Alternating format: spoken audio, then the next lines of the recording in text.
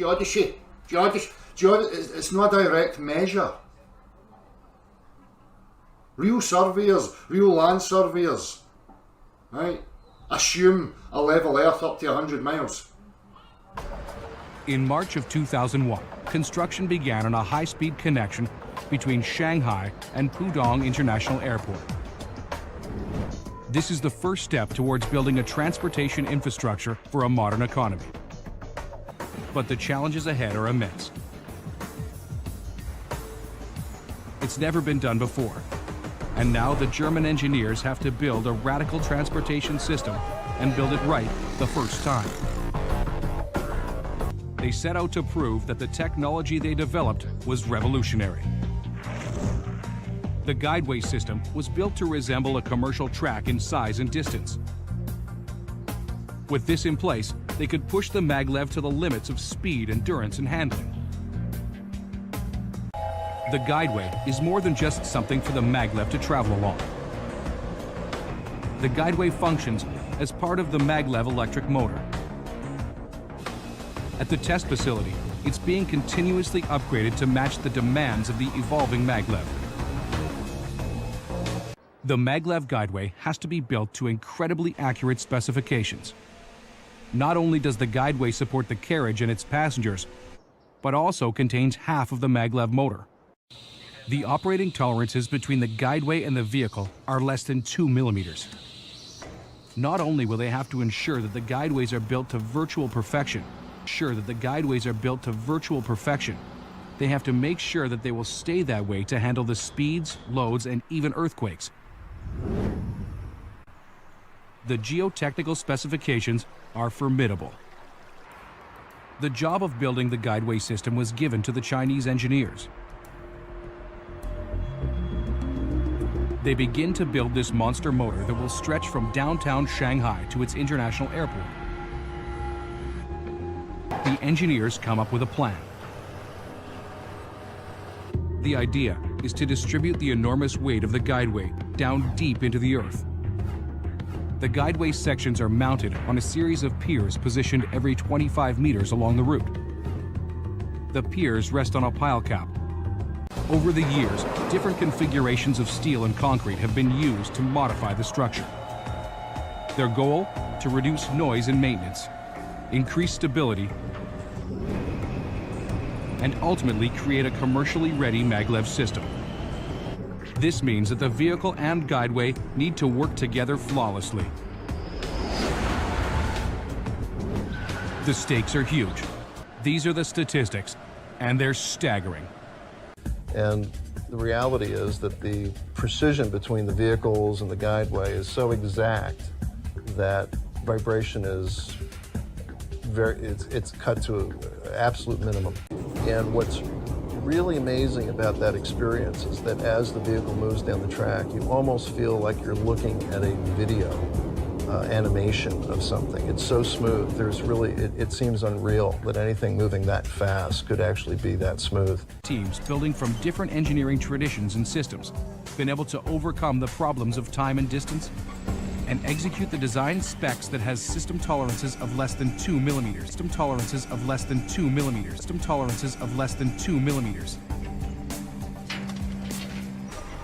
In Shanghai, you've got a 19-mile-long guideway system that is built to within 1 millimeter tolerance through its entire length.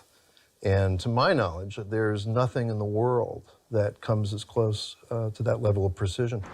That's phenomenal. I mean, that's almost too perfect. People aren't going to believe it. In Shanghai, you've got a 19-mile-long guideway system that is built to within 1 millimeter tolerance through its entire length. And to my knowledge, there's nothing in the world that comes as close to that level of precision. That's phenomenal. I mean, that's almost too perfect. People aren't going to believe it. To keep the guideway within the strict operating specifications, engineers use an adjustable bearing system, which allows them to adjust the guideways if they settle. The three-way bearing system raises or lowers the guideway beam to adjust for settling. There are more than 10,000 adjustable bearings along the entire route. But not all the guideway sections are rigid pieces of concrete.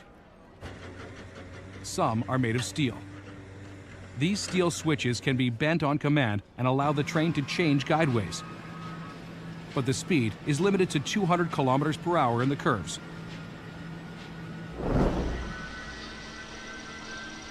The problem is the human passengers. A sudden change in direction at high speed would throw passengers around. The problem is the human passengers. A sudden change in direction at high speed would throw passengers around.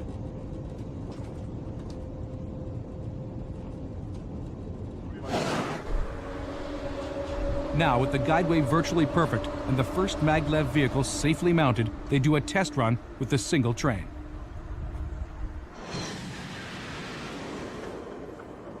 In the speed trials, they get it up to 501 kilometers an hour and establish a new world record for commercial rail systems.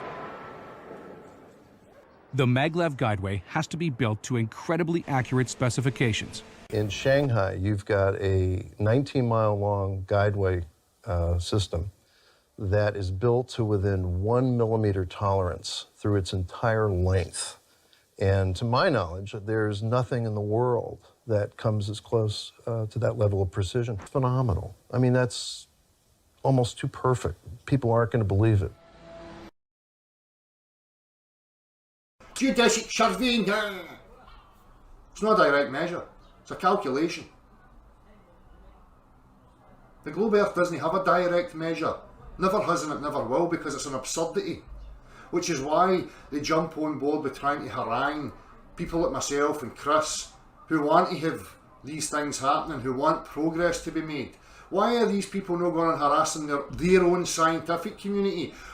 Never mind this pomposity. Oh, we don't need to because it's been well established that the Earth's a globe for 2,000 years. No, it fucking well has not, you absolute liar. Everything that you've offered in regards to the globe Earth is word salad. Interpretations. Faulty reasoning. Absurd reasoning. No practical demonstrations, no direct measure whatsoever. So why do all these fuckwits hanging about YouTube and harassing genuine good people, why are they not pushing their own scientific community to put this to bed like myself and many others have been shouting now for a long time? I'm not part of some dichotomy where you can pigeonhole me as a flat earther and then bring your faulty reasoning to try and do battle with other reasoning.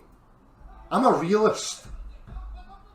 I base my experience on what reality demonstrates for me. Now, any of you people out there that make claims to me about globe earths and whatever, you're duty bound to bring the practical demonstrations and show me them. I'm not offering you any absurdities. I'm not making claims to know the full dimensions of the earth, what the universe is and how it came to be. That's all you lot. Your pseudoscience, your religious fucking rubbish.